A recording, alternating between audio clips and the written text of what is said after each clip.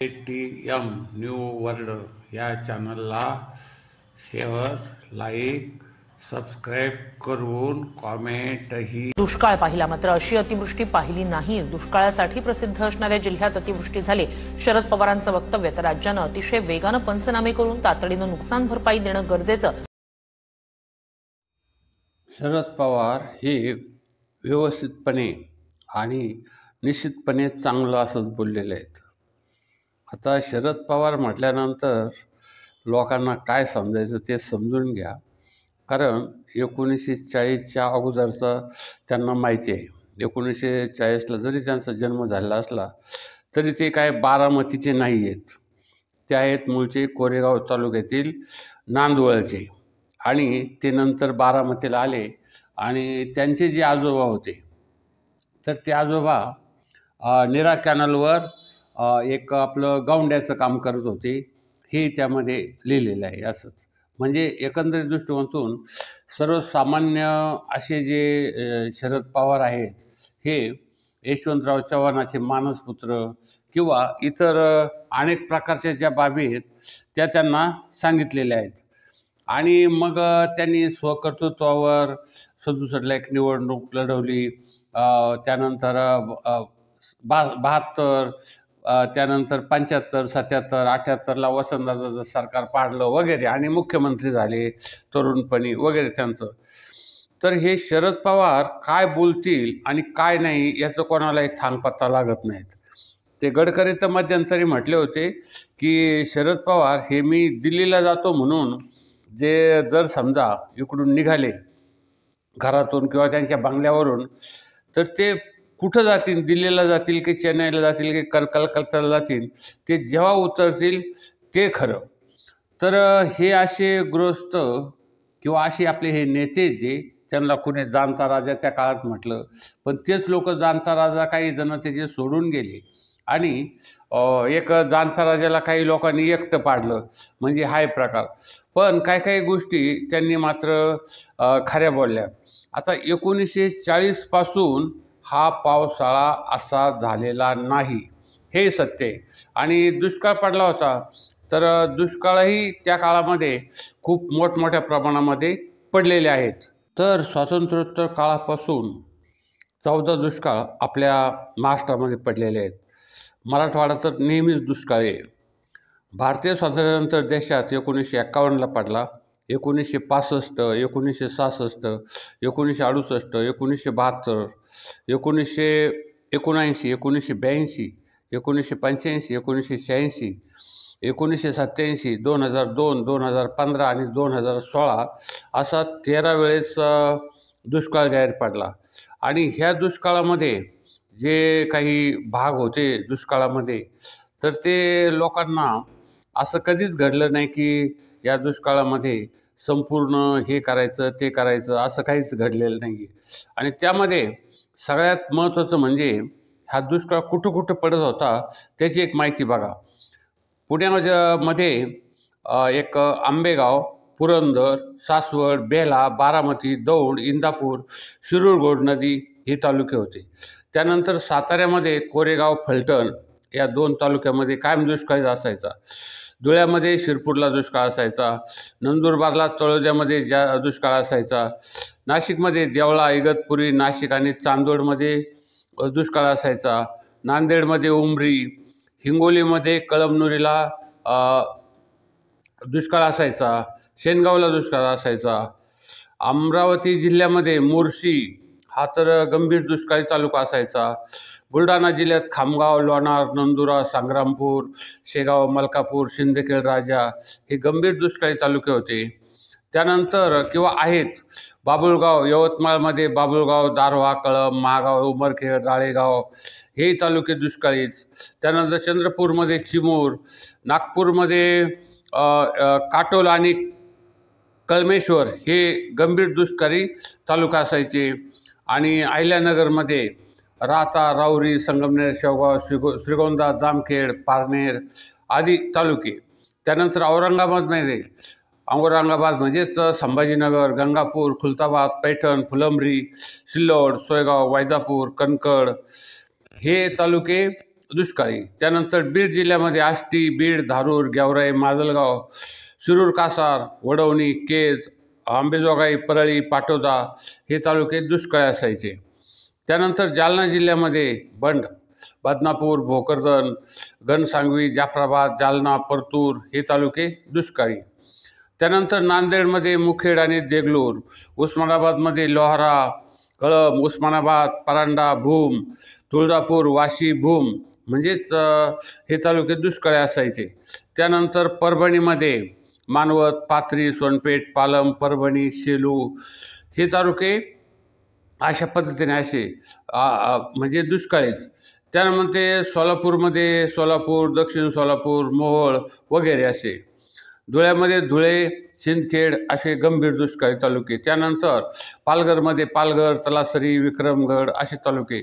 त्यानंतर जळगावमध्ये अंमळनेर, भडगाव, भुसावळ, बोदवड, चाळीसगाव, चोपडा, जळगाव, जामनेर, मुक्ताईनगर, पाचोरा, पारोळा, जावेळ, यावल हे तालुके दुष्काळी. नंदुरबार जिल्ह्यात नंदुरबार, नवापूर, शहादा हे 3 तालुके दुष्काळी. नाशिकमध्ये मालेगाव, नांदगाव, सिन्नर तालुके आणि अहिल्यानगरमध्ये कर्जत, अहमदनगर, नेवासा, पारनेर, पाथर्डी, राहता, राहुरी, संगमनेर, शेवगाव, श्रीगोंदा, जामखेड हे तालुके. त्यानंतर सांगलीमध्ये एक आटपाडी, जत, कवठे महांकाळ, खानापूर, तासगाव हे तालुके दुष्काळी. साताऱ्यामध्ये मान, दहिवडी, मान हे तालुके. आणि सोलापूरमध्ये करमाळा, माढा, माळशिरस, पंढरपूर, सांगोला, अक्कलकोट, मोळ आणि दक्षिण सोलापूर हे तालुके कायम दुष्काळीच. तर हा दुष्काळ लोकांच्या पाचवीला पुजलेला. पण यावेळेस असं कधीच घडलं नव्हतं, ते यावेळेस घडलेलं आहे. कारण या शरद पवारच काय, पण प्रत्येकाच्या आयुष्यामध्ये असं कधी पाऊस पडलेला आहे. आणि संपूर्ण माठा, सोलापूरला पाऊस आहे, धाराशिवला पाऊस आहे, यवतमाळला पाऊस आहे. बरं, तो पाऊस साधाच नाही, तर हा दगडफोड्या पाऊस आहे. यांना आमच्याकडं दगडफोड्या पाऊस म्हणायचं. कारण त्या पावसाने दगड अगदी फुटून जायचे, इतका जोराचा पाऊस. ढगफुटीचं प्रत्येक जिल्ह्यामध्ये झाले. आणि हा जो भाग आहे कोल्हापूरपासून चंद्रपूरपर्यंत आणि गडचिरोलीपासून हे पालघरपर्यंत ह्या पावसाने हा जो धुमाकूळ घातला आणि शेतकऱ्यांचं हातात तोंडाशी आलेला घात हिसकावून घेतला. तर यामध्ये हे पवारसाहेब जे आहेत आपले, त्यांना खरंच दुःख झालेलं आहे. त्यांनी आयुष्यामध्ये असा पाऊस पाहिला नाही असं एक म्हटलेले आहे आणि ते सत्यच आहे त्यांचं. कारण स्वातंत्र्यानंतर 1940 नंतर, त्याच्या 37 नंतर हा असा पाऊस कुठंही कधीही झालेला नाही आहे. कारण एका ठिकाणी पडायचा, दुसऱ्या ठिकाणी दुष्काळ. पण यावेळेस मात्र हा संपूर्ण पाऊसच नाही, हा पाऊस काळा झाला आहे. काळा म्हणजे सगळ्या ठिकाणी कुठं असं एक राहिलं नाही की या ठिकाणी पाऊस नाही आहे की. आणि बरं, तो पाऊस कसा आहे, धरणं 50% भरायचे, पूर्वी 40% भरायचे, लोक वर बघायचे अजून पाऊस पडतो की काय. पण यावेळेस मात्र धरणं भरून पहिल्याच टप्प्यामध्ये त्यांचे सांडवे सोडून द्यायला लागले. म्हणजे हा प्रकार घडलेला आहे. आणि हा संपूर्ण महाराष्ट्रच नाही, संपूर्ण भारतामध्ये हा खूप मोठ्या प्रमाणामध्ये पाऊस आहे. आणि तो नाच नुकसान झालेलं आहे. लोक म्हणायचे झाडं लावा पाऊस पडन, झाडं लावा पाऊस पडन. आता झाडं लावा नाही तर नका लावू, त्याशी काय घेणं नाही. पण हा पाऊस पडला. पाऊस पडल्यानंतर शेतकरीचं हाहाकार, कोणाचं कमरेवर पाणी, कुठं छातीभर पाणी, कुठं पाण्यामध्ये सगळी पिकं, घरं पाण्याखाली, त्यानंतर रस्ते पाण्याखाली, धरणं ओव्हरफुल, अशा पद्धतीचा हा सगळा प्रकार संपूर्ण महाराष्ट्रामध्ये आपल्याला बघायला मिळालेला आहे. आणि यावेळेस मात्र हे आपले मंत्री, संत्री, पुढारी हे आपले मुंबईला आरामशीर बंगल्यामध्ये बसले. मग काल हे आपले देवेंद्र फडणवीस मुख्यमंत्री, अरे बाहेर पडा आणि बघा किती पाऊस झालाय तो, नाहीतर हे लोक कसे करायचे, बसले जाता हो, झाला. शरद पवार, कधी न बोलणारा माणूस, कधी न बोलणारा नेता, शेवटी बोललात की असा पाऊस मी आयुष्यामध्ये बघितला नाही आहे, अख्ख्या आयुष्यामध्ये बघितला नाही. तेव्हा या पावसाचं जे महत्त्व आहे ते अतिशय मोठ्या प्रमाणात आहेत आणि या पावसानं संपूर्ण होत्याचं नव्हतं केलेलं आहे। जमिनीचा पाऊस एवढा झाला, खडक फोड्या पाऊस, की जमिनीवरची सगळी माती वाहून नेली आणि खाली जमिनीवरचा खडक दिसायला लागला, असा प्रकार झालेला आहे। हा कुठल्या तालुक्यात पाऊस नाही, हे आता मी जे तालुके सांगितले हे कायम दुष्काळी पाऊस। येथील शेतकरी नेहमी आकाशाकडे डोळे लावून बसलेला, यावेळेस पडेल, खरीपा दुसऱ्या वेळेस पडेल, रब्बीला पडेल, दिवाळीपूर्वी पडेल, ऑगस्टमध्ये पडेल किंवा एकंदरीत दृष्टिकोनातून सगळ्या पद्धतीने लोक नुसती पावसाची वाट बघायची। परंतु यावेळेस मात्र हा पाऊसच नाही तर हे हत्ती रौंदळ हा अशा पद्धतीचा पाऊस झालेला आहे आणि पुढारी आपले जे आमदार खासदार सगळे घरात लपवून बसले, येशी हवागात पाऊस आहेत, पावसात बाहेर पडण्याचं धाडस कोणीच केलं नाही। काही लोक किती गेले, किती मेले, जनावरांचं त्याची कात्रीच करू नका, जनावरं किती गेलेत याची काही कोणाला गिनती नाही आहे, कारण सरकार कधी सत्य आकडा सांगत नाही आहे।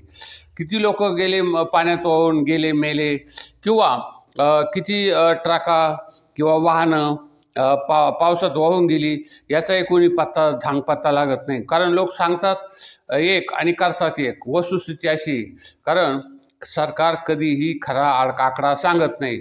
आता त्यानंतर हे उर्मटपणे बोलणारे जे आपले पुढारी मंत्री काही, हे शेतकऱ्यांच्या जखमीवर मीठ चोळणारे लोक आहेत। ही कधी आता तर काय सांगितलं म्हणजे तुम्हाला थोडीशी मदत देतो किंवा हे करतो, ह्या लोकांचं संपूर्ण आभाळ फाटलं आहे, प्रपंच वाहून गेलेत, त्यानंतर शेतीमधून काही उत्पन्न नाही, आता वर्षभर त्यांना काहीच नाही, त्यांना वर्ष काढायचे, वर्ष जेव्हा पुढं जर समजा मिळालं याच वेळेस एका वर्षामध्ये जर पुढं पीक आलं तर त्यावेळेस त्यांचं आहे, नाहीतर आता सर्व काही गेलं। मग ते शेतकरी तुमचे म्हटले बाबा त्यांच्यावर कर्ज आहे, त्यांना मदत नाही काही, तर ह्या लोकांनी द्यायला पाहिजे। ते प्रत्येकजण येते पाहून जाते बरेच लोक, आणि मुख्यमंत्र्याला प्रश्न विचारण्याला तर ते पोलिस बाहेर काढतात, हा एक प्रकार झाला।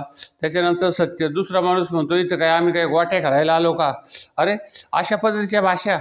आणि एकंदरीत दृष्टीतून कोण काय बोलतंय, कोण काय बोलतंय, कोणी काय आपले लेबल चिटकून लोकांना मदत देतंय।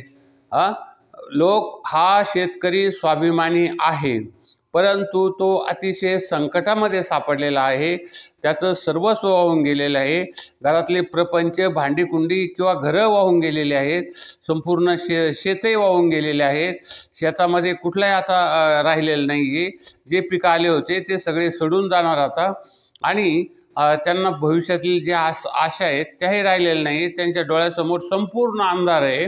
आणि अशा अंधाराच्या वेळेस तुम्ही अशी वक्तव्य करून मदत देण्याऐवजी रस्त्यावर उभे राहून लोकांचं ऐकून न घेता तुमचीच आरेरावी करत आहात हे मंत्रिमंडळ, तर ही फार वेगळी गोष्ट आहे।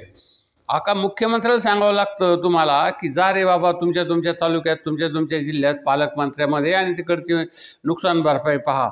तर म्हणजे हे लोक कशा पद्धतीचे राजकारण करतात कुठेही ते महत्त्वाचं आहे। तर पवार साहेब जे बोलले ते सत्य आहे, म्हणजे अतिशय अनुभवी माणूस आहे तो, आणि त्यांनी सांगितलं असं कधीही घडलेलं नाही।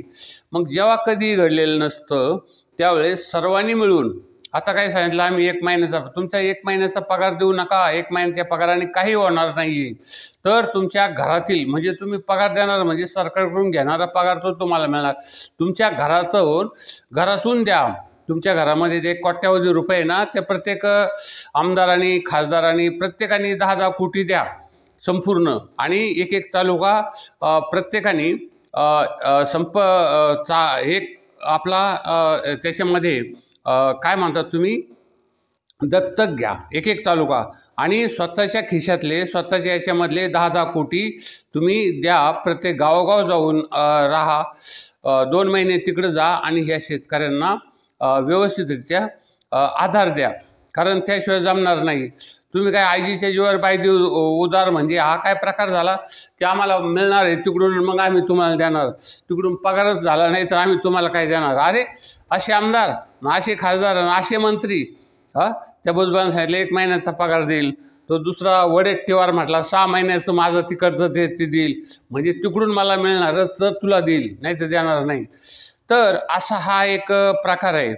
तर ह्या लोकांवर आता तुम्ही पुढच्या वेळेस यांना निवडून द्यायचं की नाही याचं हे ठरवा आणि त्यानंतर तुम्हाला ते समजेल की ह्या लोकांनी जर तुम्हाला आता मदत केली, आता जर व्यवस्थितपणे बोलले तर घ्या आणि नसेल तर मग आता यांना त्यांची जागा दाखवणं हे तुमच्याच हातात आहे.